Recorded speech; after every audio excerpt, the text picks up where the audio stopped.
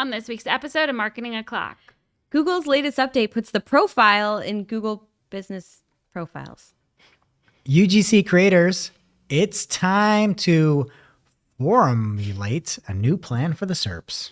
You can promo your promo with a new ad type from Instagram. Oh, on today's show. Welcome, you are listening to Marketing O'Clock. Just stay tuned. Digital marketing news, but let's get specific. Digital ads, SEO and analytics, social media and more. Pretty much everything that'll make your website perform. With new shows every Friday. We give you the news with sass and puns and definitely hot takes. Thank you for tuning in.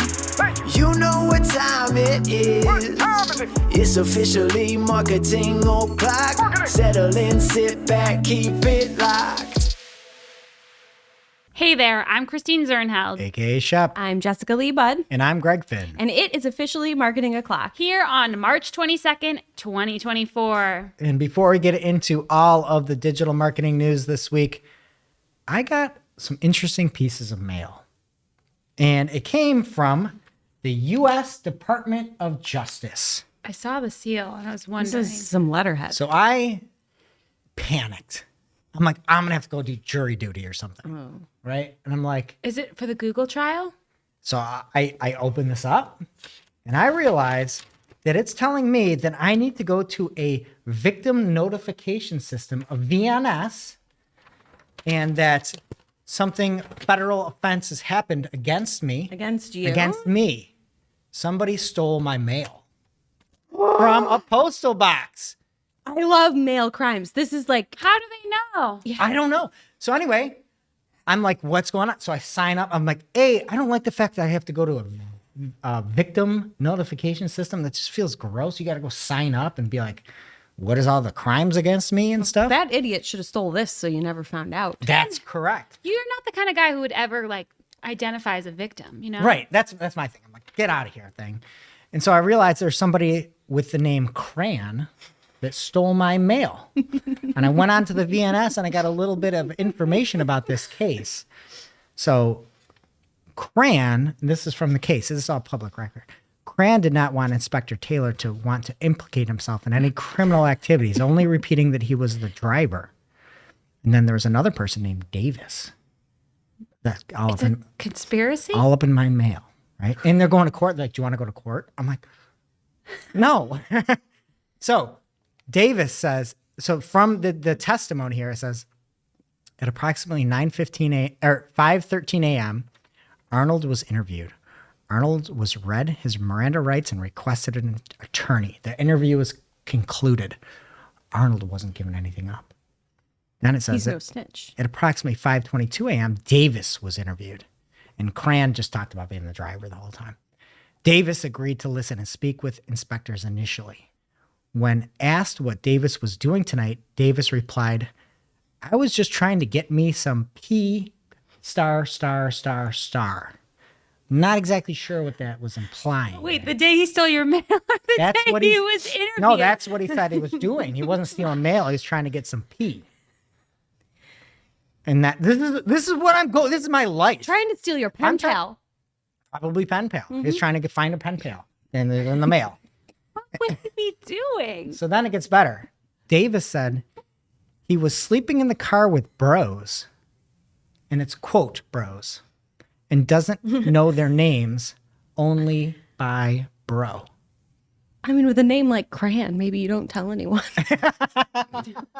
So that's my life. I'm just watching this thing unfold. You have no idea. I can go to court. I can do all these things. Was it an important piece of mail? They don't ever tell you this stuff. I just want to be like, was somebody sending me money? Are you going How to did get they the get- mail? Oh, so it was incoming mail, not Somebody outbound. broke into a postal box, took all the mail out. And they know that you had mail in there? Apparently. How do they know that? I don't know. Maybe I'm it was in the back of fascinated. Cran's car. This is amazing. Yeah. What were they hoping to get? Pen pal. A blank check? And I think they probably just opened it for money and Birthday cards and Christmas time? Wow. was Yeah. Do you know October. when this was? October. October. They wanted all your Halloween cards. Halloween candy. So anyway, I'm in the VNS now, and I'm going to watch Wow. this thing unfold, and I'll let you know what happens. That is fascinating. I Yes. just like seeing this P word in legal I know. It's just- font. Like I they just thought have it's to funny. put it there. He's like, I was sleeping in the car with bros, and I don't know their names, only by bro. I'm sorry, but that is not how you get a pen pal. It's like sleeping I- overnight with your buddies in a car. Like, get a job. Yeah. Just I don't know. So that's me. Okay, and now on to the main news this week. Let's have a moment of silence for Google's Perspectives. Was still just a young lad, not even 1 year old. Google is renaming Perspectives to Forums. And I think this is a wild move. They're very different things. I agree. And in this came out, Perspectives, in May 10th, 2024, with, I'd say, a decent amount of fanfare. There was a blog post that said, learn from others' experiences with more perspectives on search. And one of the biggest things that they were saying in there is that you'll be able to see, if you tap the filter, you'll see long and short form videos, images, and written posts that people have shared on discussion boards, Q&A sites, and social media platforms. We'll also show more details about the creators of this content, such as their name, profile photo, or information about the popularity of the content. So I actually used Perspectives a little bit just to kind of mess around because I thought it would stink. And I actually thought it was okay. I'd be like, what is the best running shoe? And I've got an example of what it looks like now. And you see people breaking it down and talk about the pros and cons. And it was just like a better way to search YouTube, Reddit, and TikTok, like all in one spot. I thought that was nice. But as of now, Perspectives is now being renamed to Forums. So there will be no profile photos, information about their name, content, or video images from creators. So why would you? I wouldn't trust it as much. Yeah. Doesn't sound like it's from real people. So if you look at on screen on YouTube, youtube.marketingclock.com, you can see an example for running shoes. I'd search for best running shoes. And well, the one thing I've noticed is that the majority of the time it's Reddit and Quora that show up now in forums. Before it was a lot of YouTube, a lot of TikTok, a lot of Reddit and Quora. But now it's like Reddit, Quora, and then anything else out there. And I think the big issue is there aren't that many industries or verticals that really use forums anymore. It's like a legacy thing, you know, like when I search for the best running shoes, you see Reddit, you see Quora, then you see running shoes from what's called a rock slide forum. It's the third result. And it's from 2020. Like, I don't even know if I'm able to buy shoes that existed in 2020 that are available probably not. today. So I thought that's kind of weird. There are some very good, healthy forums that are still out there, but I'd say it's like a minuscule amount. Yeah, you could have this too, but it's so different. I don't think it's a good replacement. Yeah, I maybe it's because all the TikTok stuff going on. I don't know, but And it's a weird move for them to pull YouTube away from something. I agree. Great point. I agree with that Yeah. because like the YouTube things, I found people on YouTube and I followed them on social media. I'm still following them now. Like if you give a good review about certain types of products, like that's helpful.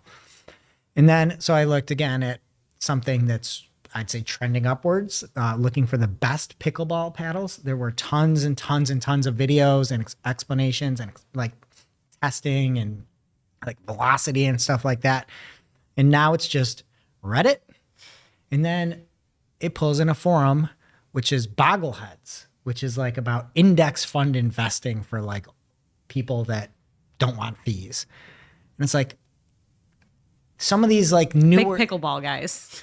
no, but it's like super legacy stuff. Like forums, I feel like are so legacy now. And it's just strange that the second best thing that used to be Perspectives when they had tons and tons and tons of YouTube videos, breaking everything down, showing action, things like that. You go to, hey, this investment forum had one thread about pickleball paddle choices. It's like, I think this is a terrible move.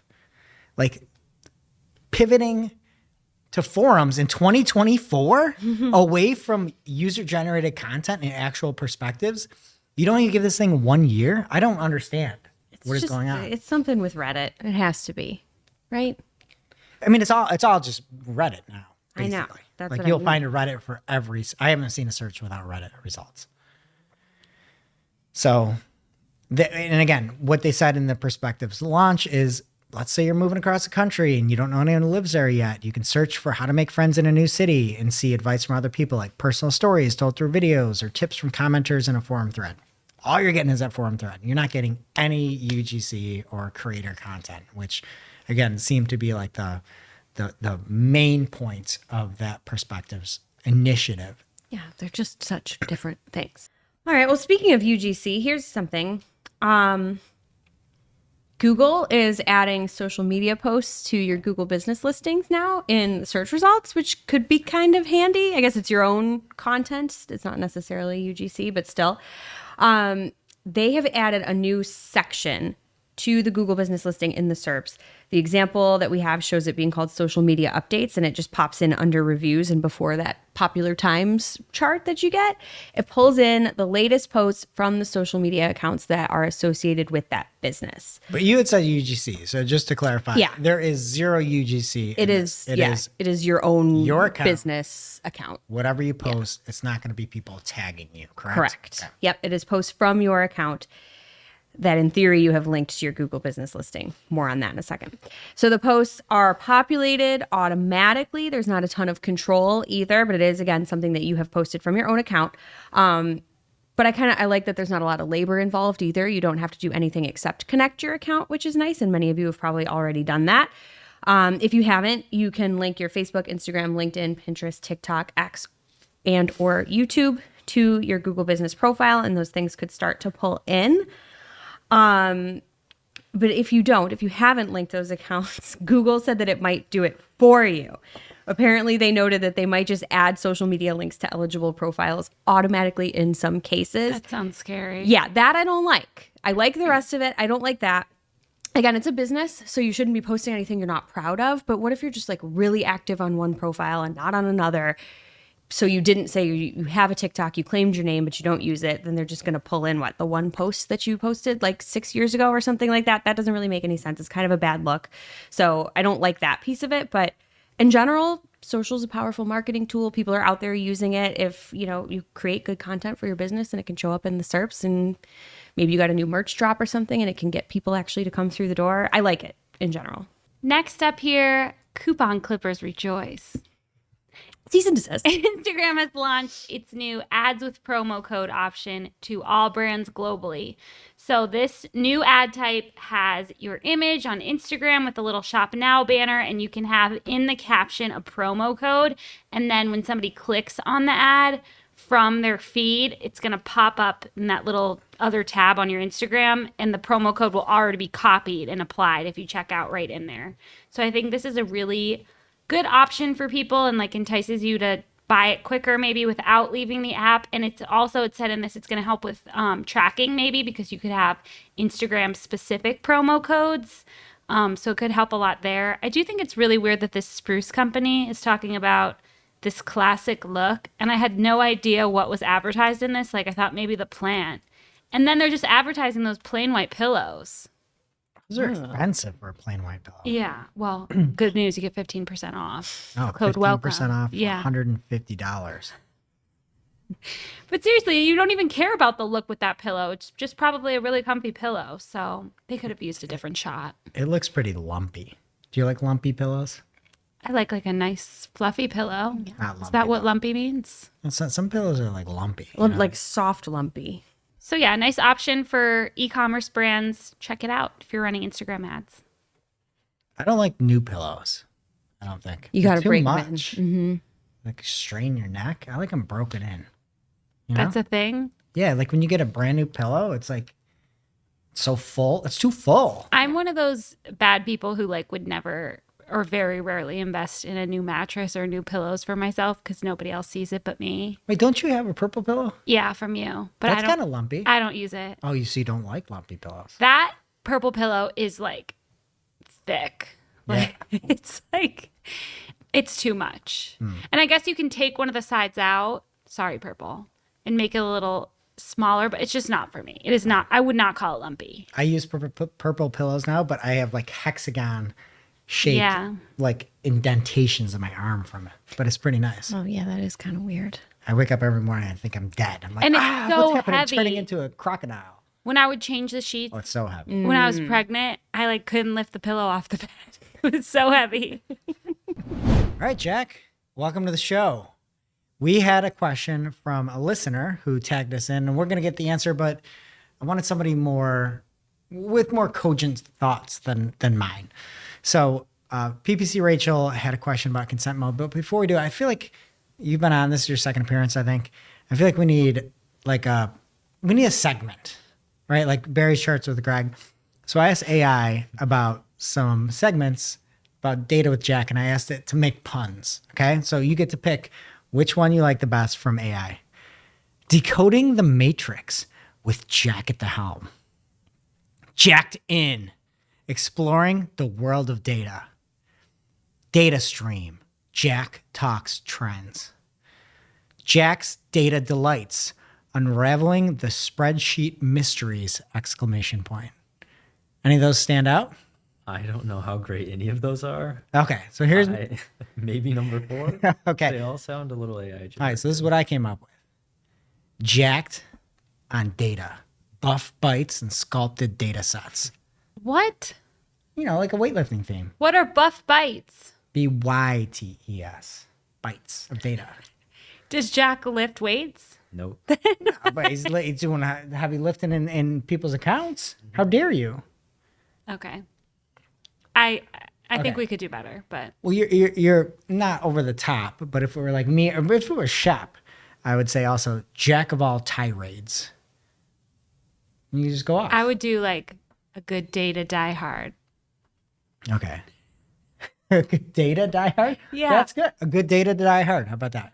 That's a good one. Okay. There's some other ones too. Like instead of jacked on data, there was like other words like off. Like obviously can't do those, HR violations, things like that. But we're happy you're here, Jack. And Rachel had the question saying, has anyone seen this after implementing consent mode V2? We have seen cases of organic traffic tanking, but it looks like it's being recredited as direct, probably due to the forced reload of the page. And Rachel has an example of the traffic, the summation of the numbers seems to be about the same, but the organic traffic has dipped and the direct traffic has increased. So I just want to know, like, what can consent mode do to your traffic? We'll just start there. Like, is this a thing? Like, is this something everybody needs to be worried about? Yeah, this can happen if a user lands on your site and is not tracked by default and then hits the accept button on your cookie banner, at which point your page could reload. It is possible that once your ad platform and analytics platforms start tracking that user, they could see the page refer as your own website rather than the source that they actually came from. Okay. And this is supposed to be only in the EU, and I believe the UK is also adhering to this. Mostly, but there are some states that are starting to pick up these laws. Specifically, California and Virginia are the big ones, but I believe there are about 7 in total so far that have adopted data privacy laws. Okay. So is there anything we can do as marketers to say, like, hey, this person came from organic search or had these UTM parameters, to be able to keep that data? Yeah, so the big one is having location-based cookie banners, and a lot of consent platforms have settings built in to enable this. So if a user in a region without data privacy protection comes to your site, you can load your advertisement scripts as normal. So when they hit your site, their script fires. If it detects a user's in a region with heavy data privacy laws, it'll adjust and might not track the user until they can give consent. So this specifically helps to maximize the amount of data you're retaining, especially if you're a company that operates mostly in the US.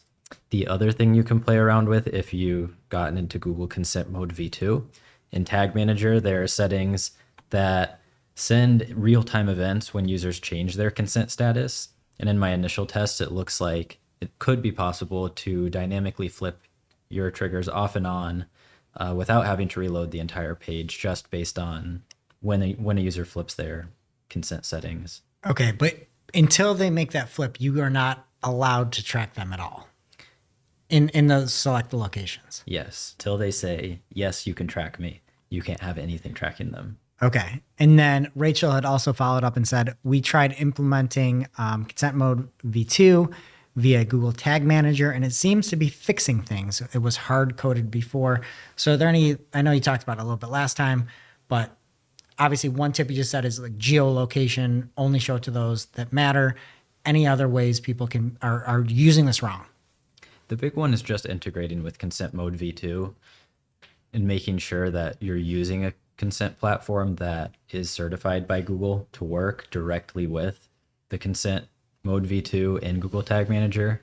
Most consent platforms do have integrations with it, but you would want to check that before making the decision on which platform you're going to go with.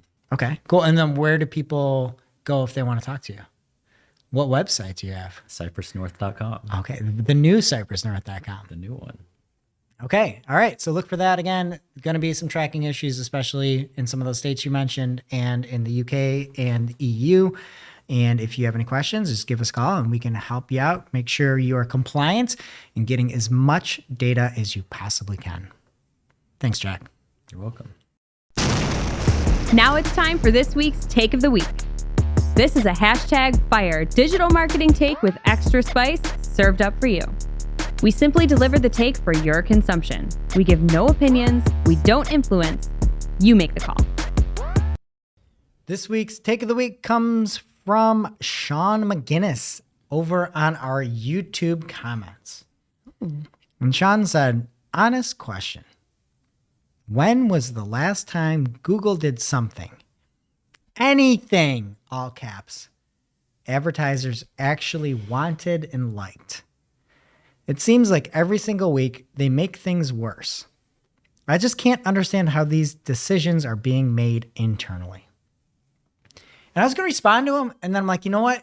This is a great point, because I do feel like they put out things that advertisers actually want and like, but it's so minuscule. And I was trying to think of like, I know there's like a term for this where you push so hard one way and then you inch back the other way just to keep people like appeased. Do you know what I mean? Like that's what it's like, all right, you have no more DSAs where you can serve on search across specific pages, but you got PMAX and you're gonna go out on display and everything else like that. Yeah.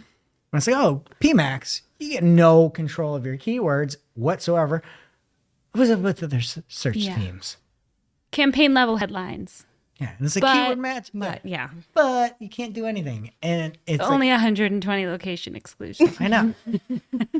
And I just, I Sore don't, subject, huh? somebody smarter than me probably knows what that term is, but I feel like that is their MO, is they're on a destination to make their platform crappier, but more profitable. And you see it with smart bidding. And I know I go off about this like once every other month, but you have to do smart bidding now. If not, you're limited by bid type, right? They're putting you there and then they're going to inch back. They're like, it works pretty good. And then be like, oh, it works a little bit less. But then, oh, there's another feature, a little feature here or there. And that, I think that's the thing. It's like, there are little things, Sean, that they do that people like, but it is dwarfed by the bad that they do to their platform, which is wild. I couldn't figure it out. But then I was looking and one of the answers that came up was like, there's something called compliance gaining, which was developed in 1967 by Gerald Maxwell and David Schmidt. And apparently there's like all these 16 different ways where you can like gain compliance over people. And I was like, this isn't it. But this is it too. Like the top 5 things that they found is like, 1, promise. If you comply, I will reward you. Like, hey, the message, I call it an error message, but it's a message in your ads platform that says, add broad match keywords. You get 0.7% increase in your Opta score. Get more conversions at a similar or better ROI by adding broad match keyword versions to your existing keywords. Apply all. You're not even applying that. You're applying all the recommendations you're not even looking at. It's like, that is the promise. Or you can keep your preferred partner badge. Wait till that. The second thing they said is there's threats. If you do not comply, I will punish you. We have campaigns where we need impression share for certain products, and we get all the time limited by bid strategy. That is a threat. Like, that is part of this compliance gaining. And then the third thing that they came up with in this, I don't know, activity study, whatever, they said, like, expertise in a positive way. If you comply, you will be rewarded because of the nature of things. If you read their definition on optimization score, it says, optimization score is an estimate of how well your Google Ads account is set to perform. Scores run from 0 to 100%, with 100% meaning that your account can perform at its full potential. That's what they are telling people. But again, they have the expertise. It's also expertise in a negative fashion. If you do not comply, you will be punished because of the nature of things. Well, what do you do if you want to be part of Google Partners? You need to have a minimum optimization score of 70% in order to comply. And then the other thing, I'm going through this, I'm like, this isn't what I was trying to think of the word for, but this is everything Google's doing. It's pretty good. The fifth thing that they said that was at the top of the list was liking, acting friendly and helpful to get the person in a good frame of mind so they comply with the request. If you look at all their little silly cartoons, everything's, online users trust and engage more, little silly pictures. They pull in all this social proof from other marketers around the web and look, oh yeah, this is great. And they always say like, we don't want you to miss conversions. And it's like, I don't know. I couldn't figure out what the word was I wanted to reply to Sean with, but then I came up with this, and I just got so mad because everything they do is compliance gaining. That's what they do. That's what they're made to do. Yeah. There are little teeny changes that are beneficial in a world of suck. I feel like this could be in their employee handbook if we're being honest. Yeah. Wow. Also, I bet somebody listening will be able to give you the word. So Can't wait to hear it. Okay. Well, anyway, we're with you, Sean. Most of the changes suck, and the little teeny improvements are so small compared to the giant drag that they put on. Now it's time for this week's ICYMI. ICYMI people, This is something you just might not have seen. Maybe something that you overlooked, but you shouldn't have. ICYMI people, Brad Geddes wrote a post for Search Engine Land this week called Why the Exact Match Keyword Type in PPC is Still Relevant Today. And this is kind of a runner-up for must-read marketing article of the week. If you are in PPC, you should definitely check it out. But it's basically about how Google wants us to make everything broad match, and Brad is here to give us a case for exact, even though his name kind of sounds like Brad. I was going to say I'd Brad rather match. Brad match. I know they should have that. So first he talks about impression share, which is usually pretty low for broad match keywords, which is honestly kind of what you want because you wouldn't want clicks for everything that your name could be eligible to show for. But if you want to see a true impression share for your tried and true terms that you always want to be active for, you need to have phrase or exact active to get a good idea of that. He also talks about budget. So the recommendation for broad match and smart bidding works if you have an unlimited budget that you can scale up as you go forward. But if you don't have that option, it probably makes more sense to keep your keywords as phrase and exact. So you're always showing for what you want to show for. And then he also talks about bid strategy. So if you want to use max conversions bidding, broad match probably is not the best choice because it's always going to spend through your daily budget on whatever terms it wants to. So he has a lot of other considerations in here for why you want to keep exact match on. So everyone should read it. But thanks, Brad. ICYMI. Now it's time for this week's Pew Pew Lightning Round. At this point in the show, we split up our content into 3 parts: paid, organic, and social. First up in the paid universe this week, Adrian_PPC shared something that he found in his Google Ads account on X that I think is this week's version of the little thing that Google's doing to appease us, maybe. Okay. We don't know if this is going to work, but it seems okay. So in the little section of PMax where you're doing asset generation and you can use AI to let Google help you generate assets, there's a new option that says, what makes your products or services unique? And I really like the answer here. Greg pointed it out. This is clearly an SEO company, and it's the most SEO answer. Dopinger is a leading SEO company that offers a wide range of SEO services, including technical SEO, on-page SEO, off-page SEO, and local SEO. Wait, do they do SEO? I hope so. But anyway, I feel like it shows that maybe their gears are turning in the right direction about things. We'll see. Yeah, I get this, but I also see this as so much more work. Yeah. Every single time you have to do a PMax campaign, you have to get whatever your segmentation is and say what makes these specific products unique, and you have to write about all these. I don't think we have to. Do we? I don't know. You just write I'd your rather- own ad. I'd rather write my own ad. That's Yeah. the thing. I'd rather not be like, here's my soliloquy about why I'm different than competitors. Well, it's in there if you want to use it. Next up, Microsoft seems to be rolling out a new Microsoft advertising console design. So this was first spotted by Hannah Kubzova at Hannah Kubzova on X, and it's looking pretty googly to me. I do not see a top menu in this screenshot that was included in Barry Schwartz's article on Search Engine Roundtable, but there's a left-hand side menu, and it's consolidated into Create, which will make a new campaign, and then it's Campaigns, Conversions, Asset Library, Import, Reporting, Billing, Settings, and Tools. So much more dumbed down, but in a more complicated way. I just love how Joyful. import is a top 5. Oh, yeah. You know? Yeah. They know what they're doing. They know. They They know. Import. By the way, I just noticed today in Google Ads, somebody let me know if I'm wrong. There's device targeting. You have to go to that where and when ad showed in the reports and do a negative 100 bit adjustment. Like the device part of the tab is gone. People are not going to know that that's there, and they are not going to know that they can exclude devices. Maybe a marketing tutorial to come. Oh, I did one. Oh, maybe it's Oh, so I'm sure it'll move next week and bid adjustments will be gone. It's all about bid adjustments. I'm sure they'll go away.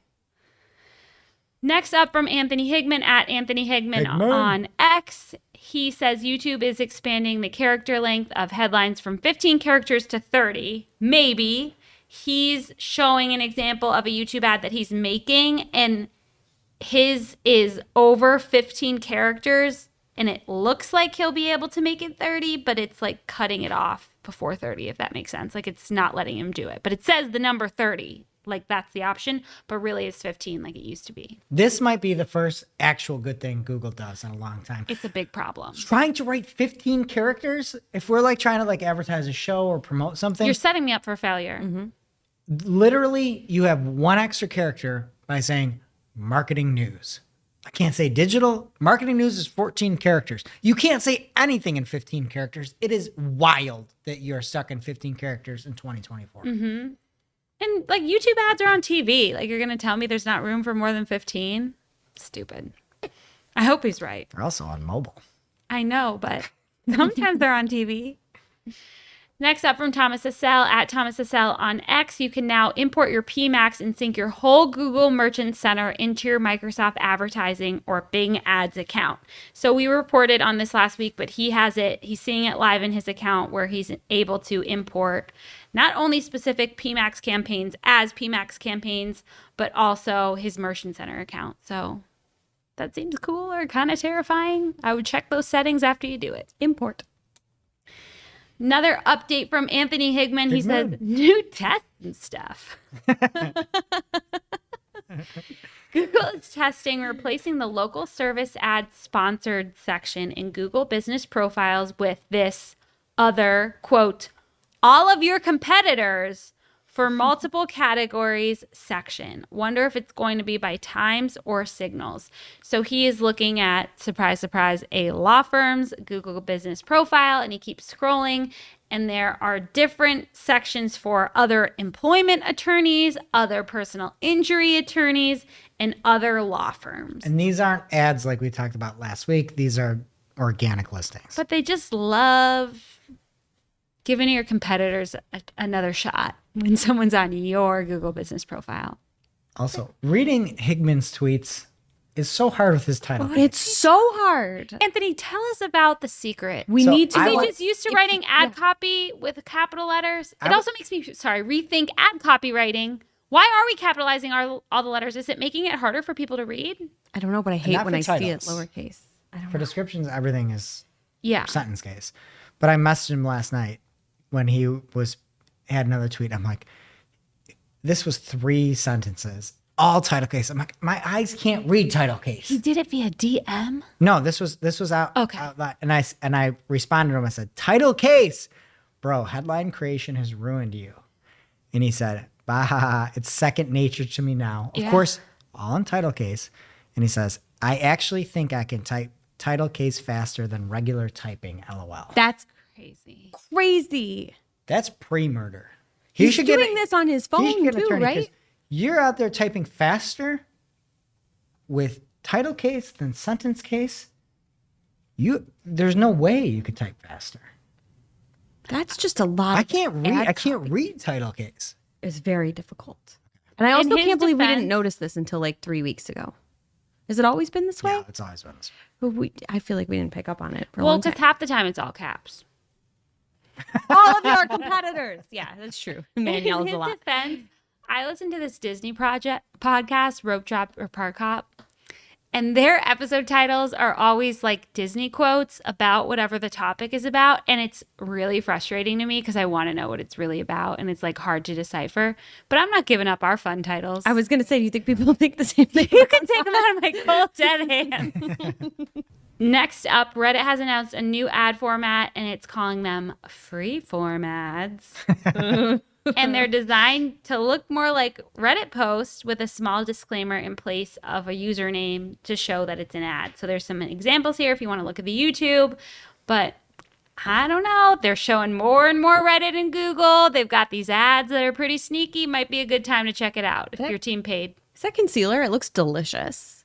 Doesn't it look like Oh. soft serve ice cream? I totally thought that was mousse. Yeah. I think it is concealer. I would eat it in a heartbeat. I was giving my cats wet food the other day out of a can, and it looked just like a fudgesicle when you bite into it. And I have been craving chocolate ice cream ever since. What was it? Like turkey. That's disgusting. How'd it taste? It smelled terrible. But it just, I don't know. Like, this is clearly not edible, but it looks it. I want it. I'd eat it. Next up from PPC Greg, on March 18th, he noticed that when exporting reports from Reports Editor, they're just totally useless. Zeros, more zeros, more zeros. But he told Jenny and she fixed it right away. So nothing to worry about if you were having problems with that earlier in the week. It should now be fixed. And finally here, Disney Advertising is teaming up with Google and the Trade Desk to expand its Disney's real-time ad exchange, which is Drax. I love that. And it sounds like a Disney villain, and It I does. think they're doing it on purpose, and I'm obsessed. It says users of Google's Display and Video 360 and the Trade Desk can directly access streaming inventory on both Hulu and Disney Plus through Drax. That was such a smart rebrand. I mean, just for me, for it to now be Disney Advertising, because I never cared when it was Hulu. It's still Hulu. It's exactly the same. And now I would sign me up. I'm into it. You're into Drax. Yeah. What's happening in organic? All right, the Google March 2024 spam update is done rolling out. The March 2024 core update is still in progress. The spam update ended on March 20th on Wednesday. Is done. The spam is done. The spam is done. The core update is still in progress. Yeah. And speaking of that core update, somebody named Jake Boley, that fit friend at Jake_Boley on X, messaged Danny Sullivan and at Search Liaison saying, "Shot in the dark here, but can you share any info as to why my site, thatfitfriend.com, has been ravaged by Google's updates? I run the site by myself, buy the gear I review, and I have a background in the field and film YouTube videos for every review.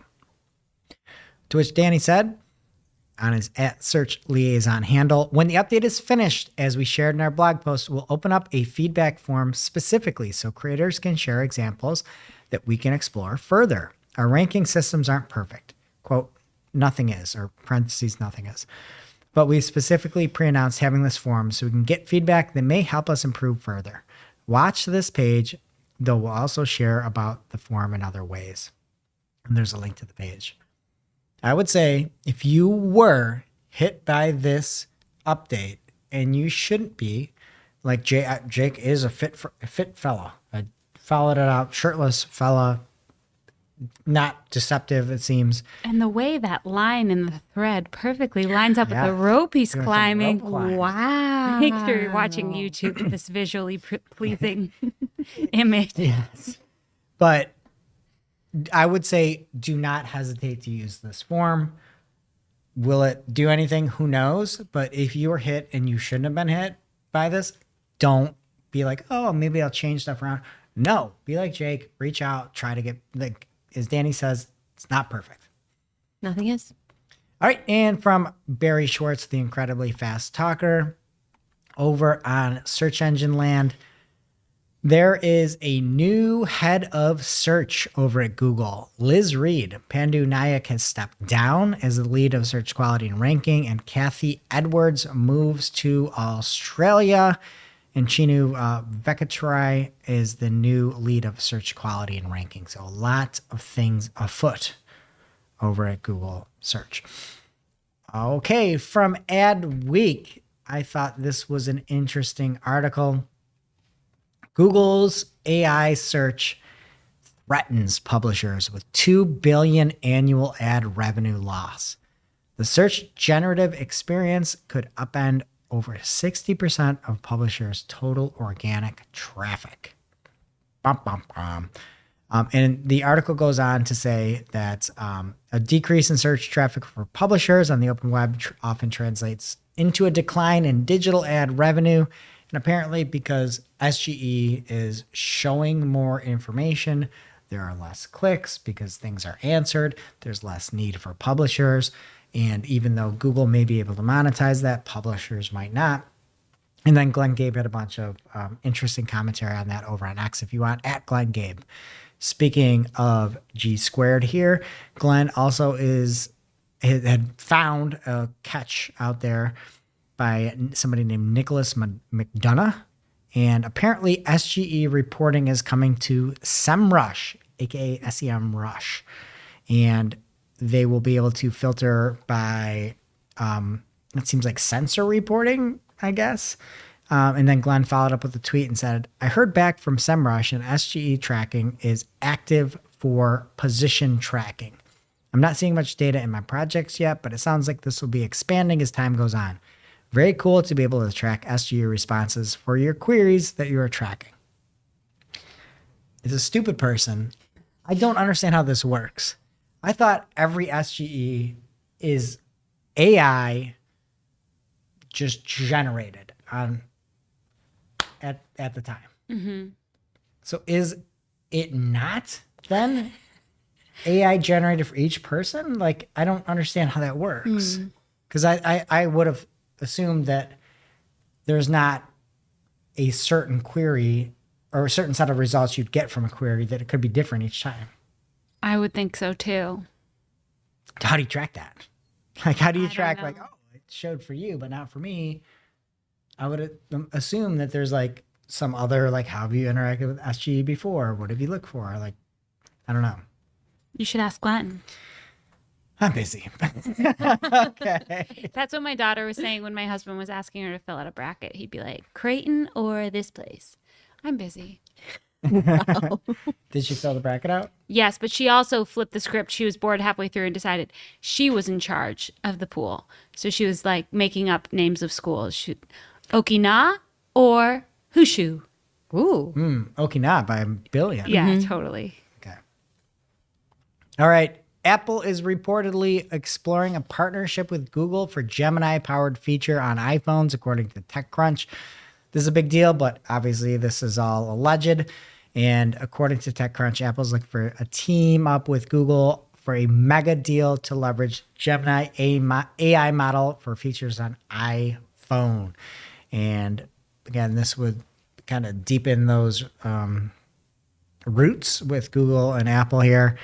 And we'll see what happens, but speculation at the moment. Better than Siri, who told me to go to a completely different town than the hockey game I was trying to go to. You're still mad at Siri? I had to drive 2 hours of my life because of Siri. How can she make it up to you? She can't. I don't know. Like, I need to give me 2 hours back. Okay. That's what I want, Siri. Ask her. She's like, I don't know what an hour is. Okay. All right. YouTube is experimenting with crowdsourced corrections for auto captions. I'm not going to read any more of that, but they're going to. I'm not. It's fine. I'm busy. I'm busy. If you want to improve the captions, go for it. The YouTube blog is saying, this is actually important. They're saying that you need to disclose altered or synthetic content.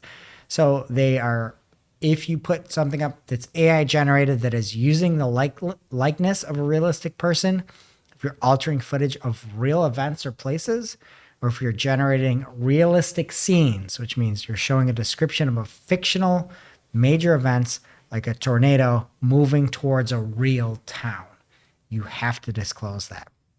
However, this isn't going to be like the same thing for movies.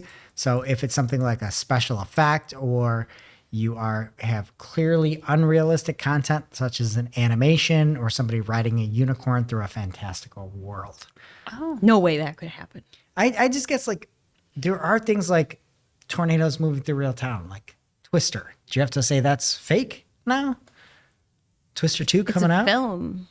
Yeah, I don't know. I don't know where it falls out. Why Yeah. can't every fiction film just have some kind of a label? Fiction film. Whatever. So you got to disclose that. Okay, next up from Mr. Beast. He is going to have the largest game show in history. And when you think of Mr. Beast, what platform do you think of? Do you want me to joke or be YouTube? I want you to be serious. YouTube. YouTube. Mr. Beast says, big news, gamers. I'm going to be filming the largest game show in history and releasing it on Prime Video. He's really talking to a lot in of all people. the places. Yeah. If you listen to that one interview he had, I think it was on Joe Rogan, like 2 years ago, he was like, YouTube. I just love YouTube. YouTube. Not anymore. Well, he's not stupid. Do you think he's met Neil? Yeah, probably. Neil Mohan. Yeah. But I just thought think you that's meant my dad for a second. I just think that's a big shit where you are like Yeah. the face of YouTube, and then all of a sudden you're like, nope, I'm going to Amazon Prime. Well, they're doing some things over there, so It does not seem like they are good things. Yeah. I'm telling you, my kids watch Dude Perfect. There's like a skrillion views every video. All they try to do is get you off of YouTube. Mr. Beast is Mr. YouTube and is now Mr. Prime. yeah. Blippi has an app. Yeah. Blippi. There you go. Never seen Blippi. You're missing out. Okay. All right. Concur. From Anthony Higman. Higman, I can't even read this freaking title case again, but he said there's a new sticky scroll test for mobile branded queries. If you're looking on your business profile page, now when you start to scroll down, something sticks and you can see like reviews and stuff like that. So not a big deal. The sentiment, though, in his last sentence. What did he say? You read it for me. Wish they would just stop fucking with everything. It's really causing shockwaves throughout the legal marketing right now. Throughout legal marketing. I just feel like that's how we feel when we read your tweets. You know what you're causing right now? Shockwaves. More work for the editor. Oh, yeah, that's Me right. You are editing going to at have 1 to tweet a.m.. yeah, sorry. He edited himself. How come you couldn't? I can't read it that way. F***ing. Yeah, you gotta edit that too. Oh my God. Okay. All right. And from Search Engine Roundtable, apparently Uber is unable to remove Uber Eats buttons from Google business profiles. If you see that on there, you don't want to use Uber Eats. There was somebody named Claudia Tomina that responded to Uber Eats saying, please take your thing off my Google business profile. I don't want that to be there. And they said they can't do it. But they care so much about small businesses. To be fair, it's Uber Eats and Google problem. So Uber Eats said they couldn't do it, and then Google just doesn't care. But Uber Eats at least responded. That's really sad. There is no world, not an ounce of care that Google has for small businesses. Not an ounce. They don't give a heck about small businesses. No, every single thing is just squeezing the last little coin out of that cushion. There's just one intern sending those tweets. Let's check them. in on Google Yeah. Small Biz. Okay, from Google Small Business at Google Small Biz on X, we're just going to check in and see how much they like small business. I'd love to know what they're saying about Women's History Month. Your well-being is just as important as your business needs. Let that sink in. Google doesn't care about my well-being or my business needs. Also, business owners don't care about their well-being, so you're not even speaking to the right people. Oh my. Small business owners, anyway. They're busy. And then they're like, then read about how to prevent small business burnout. How about you make it easy on my Yeah. How about you don't give anybody looking for me right over to my competitors. Don't make me Google my business. Have a All right, platform. that's inorganic. What's happening in social.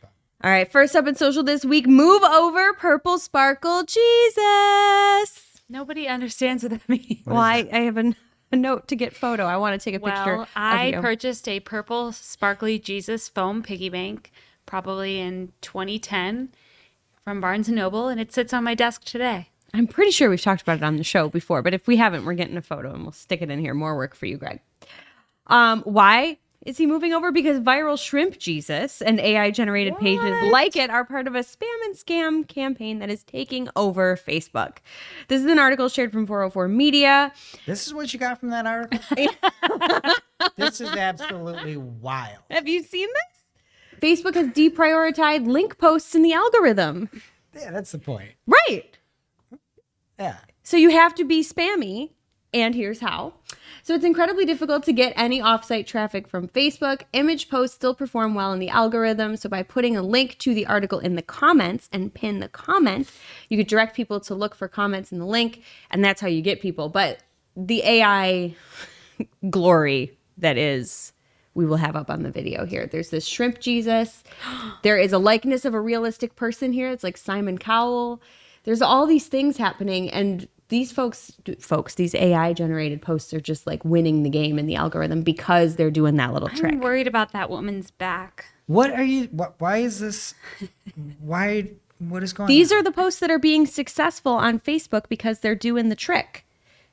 They're sharing an image. Images do well in the algorithm, and then they're supposedly linking to whatever they're trying to get you with in the comments and pinning the comments. So that's what you marketers need to do. But in the meantime, enjoy this beautiful Jesus shrimp. Anyway, keeping it meta here, apparently their ad-free subscription offering in Europe is making waves. Privacy advocates argue... Making waves? Making waves. Don't you think?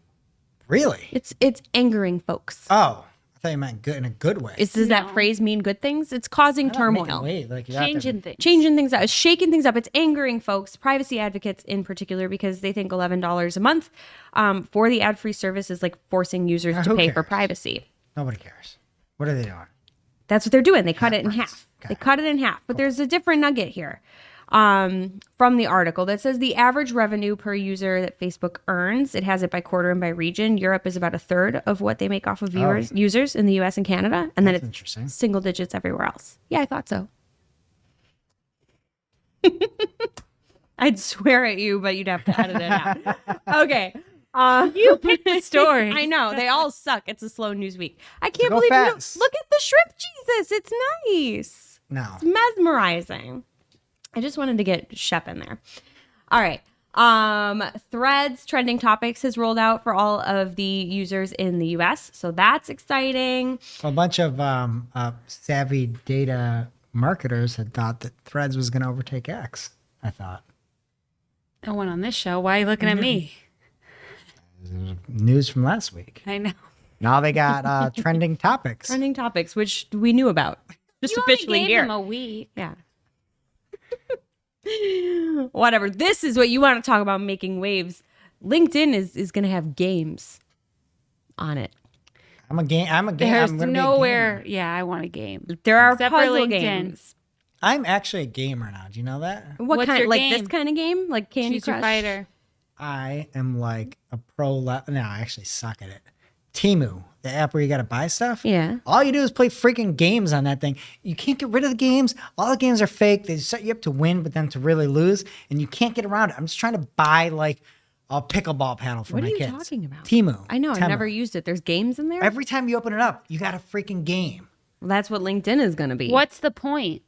The point is to trick you into spending money somehow. How is it going to trick you into spending money? Are I they don't just know. But ads? look, Like get these interactive credits ads? here. Go.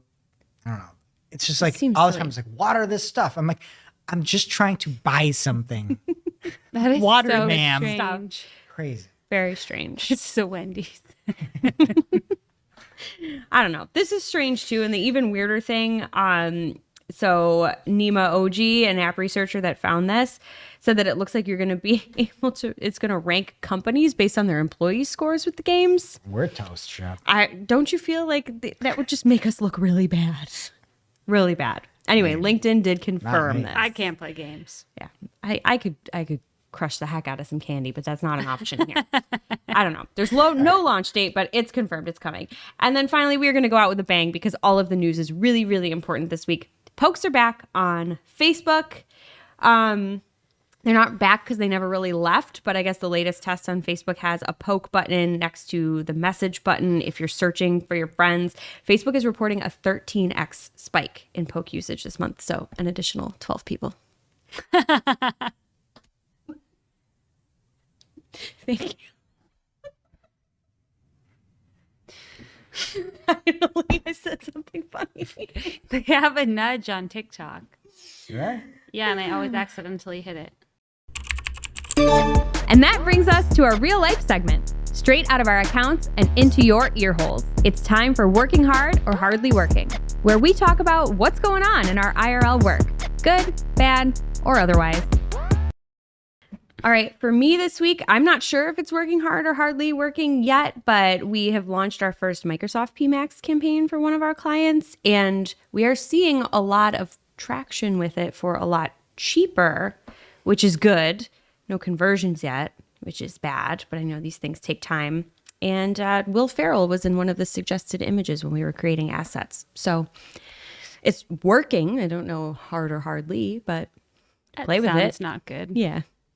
Not great. For me in Google Ads shopping campaigns, there's been a warning for quite some time that if you're using enhanced CPC bidding, the E is going to go away and it's just going to be manual bidding. And they had said it would start in October 2023. But it was still seemingly working fine, working hard and really well for us. And we have an account where we just need high impression share for certain items that might not necessarily sell online, but we care about all kinds of sales, maybe even phone sales. So whatever, we kept it on.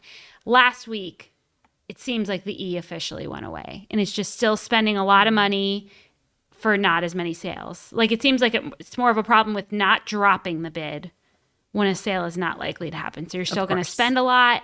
So if you have eCPC on for shopping, might be a good time to double check performance for the last couple of weeks. Greg? For me, it's similar with Google Ads. Do you remember when they rebranded all the bidding types to say target I'm ROAS so annoyed about it. is now maximize conversion value with target ROAS? Oh, target CPA is now maximize conversions with target CPA. That's like gone. It's like different for search and shopping. Yeah, shopping is like you can do TROAS and no max conversion value anymore. Oh, but not for search. For search, it's different. You can see it. Sometimes it's there. I guess it's probably dependent. I have to look more.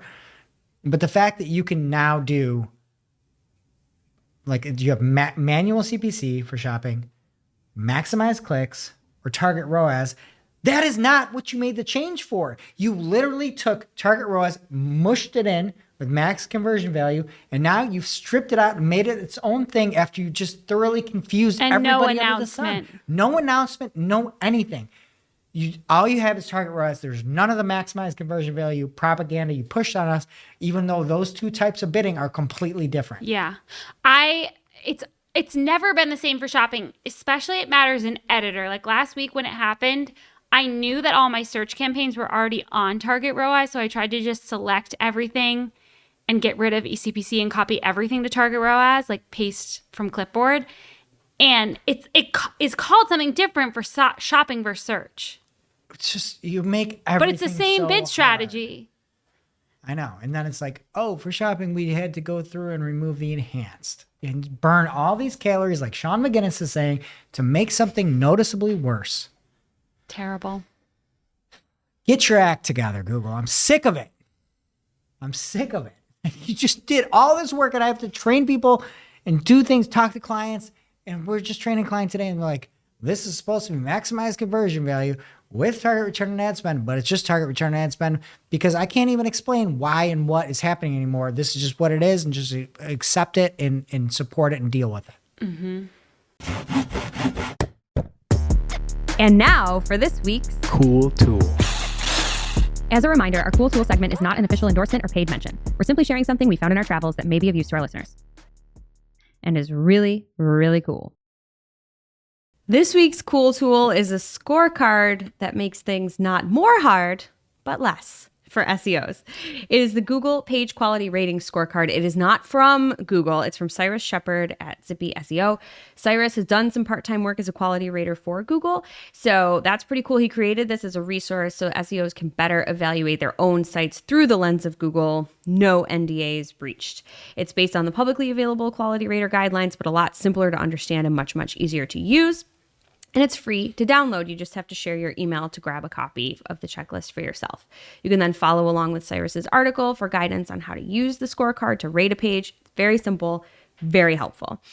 So as always, we will have the link in our newsletter as well as on Discord. That's newsletter.and community.marketingclock.com respectively. So pick your poison and check it out. Now it's time for our must-read marketing article of the week. An article so advanced, so in-depth, so detailed that we simply cannot cover it in its entirety on today's show. This week's must-read marketing article comes from Glenn Gabe over at G Squared Interactive, gsqi.com. The name of the article is Your Site Reliable? Meet Wikipedia's reliable sources list. Another proxy for Google's quality raters. So right in line with Cyrus there. And Glenn takes a look at all of the different ways that you can see, okay, he calls it like a nutritional label for your site, basically. And then what are some of the sources that are trusted? What is the reliability? How do they look at it? Like legends and things like that. What to do if your site isn't listed. And then just a whole bunch more. It's a really good source if you're trying to see how reliable you think Wikipedia thinks you are, because that probably will trickle down to Google. So head on over to gsqi.com for the full article. Thank you, Glenn. And now on to our playlist of curated songs to work to. You can head over to playlist.marketingoclock.com to listen to Marketing a Playlist. Just about what will you be picking this week? Drive by Incubus. I will be adding Cardinal by Casey Musgraves. She's back, baby. Greg? I'm going to go with Southern Call by Tellender. All right, that does it for today's show. It is now officially not Marketing Clock. Thanks for listening. We miss you already. Can't wait to see you next week. Thanks for listening to Marketing O'Clock. If you're looking for more information on today's topics, head over to marketingoclock.com/newsletter to receive every single article we covered.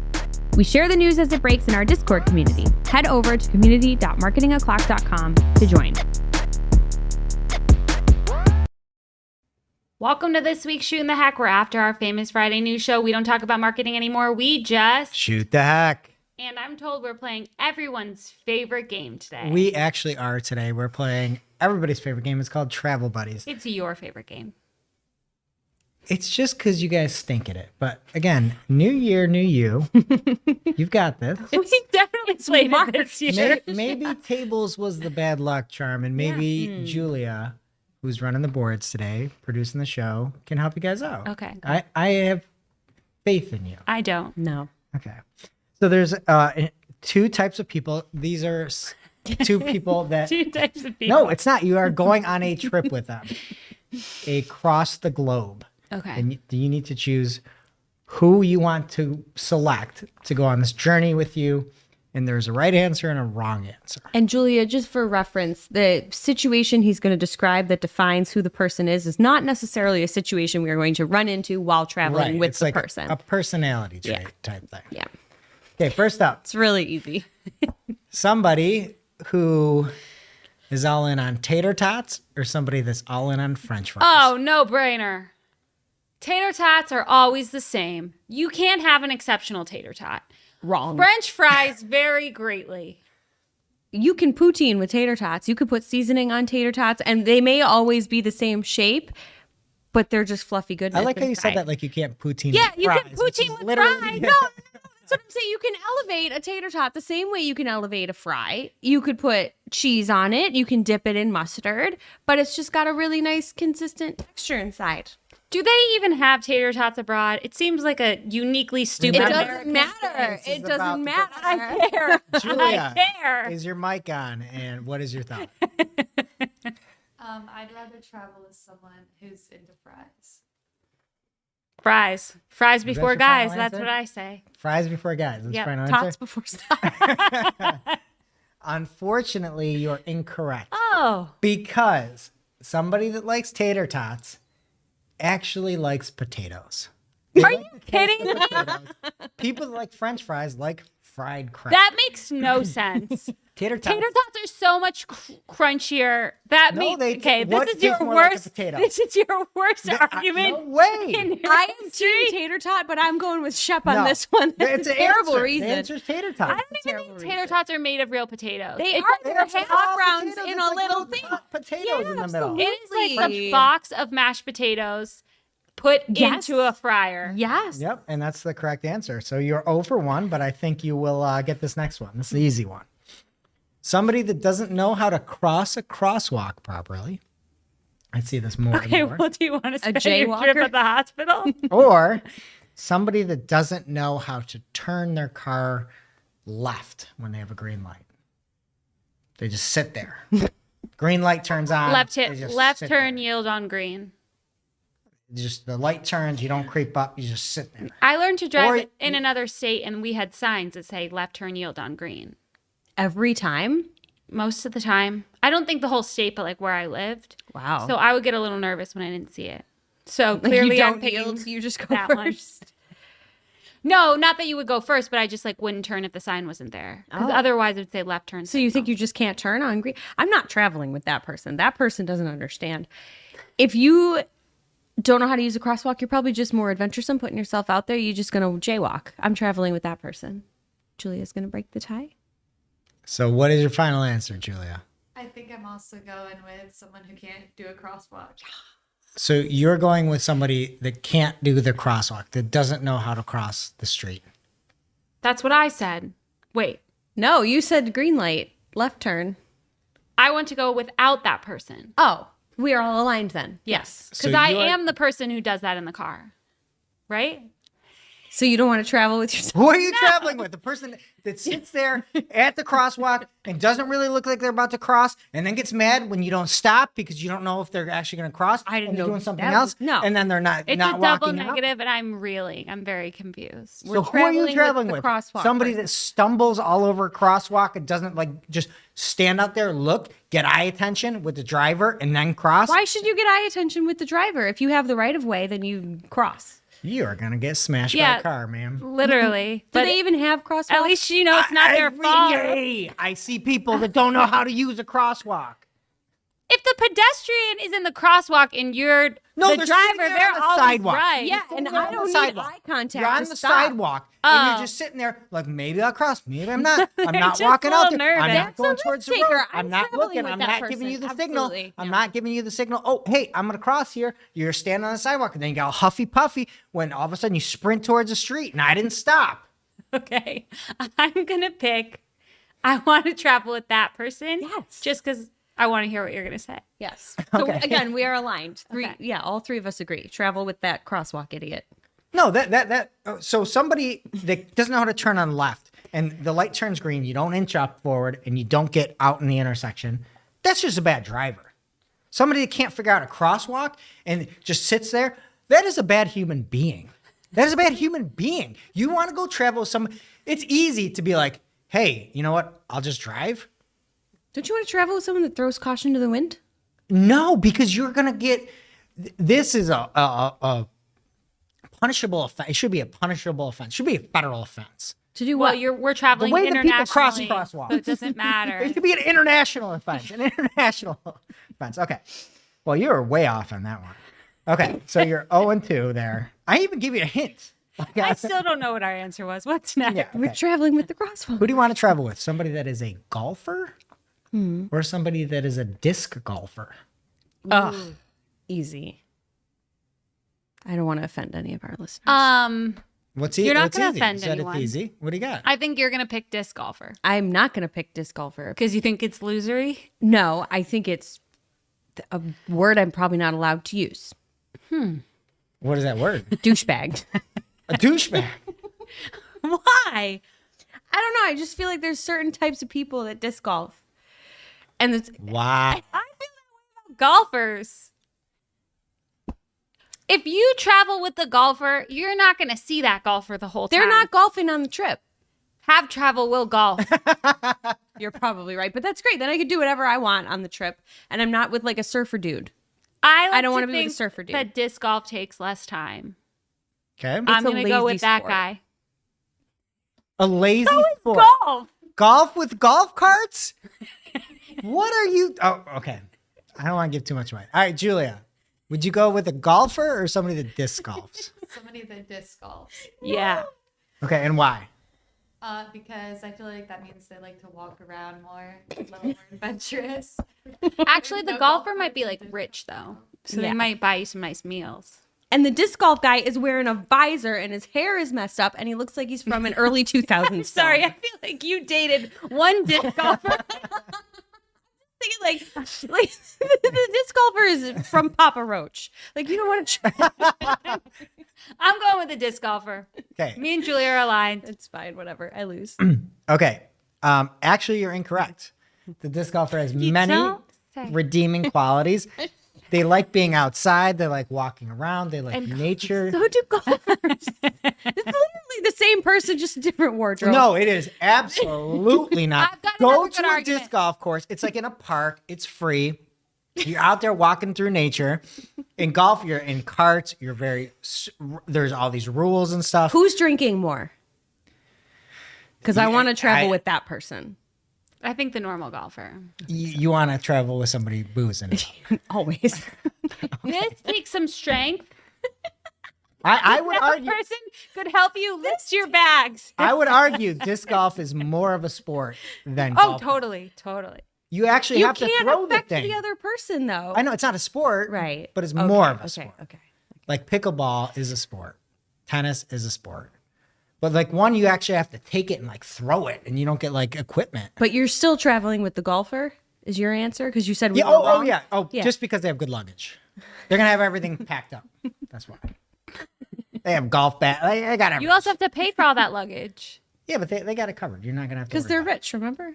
Right. Okay, and last one is a question inspired by my kids here. So it's kind of a gross one.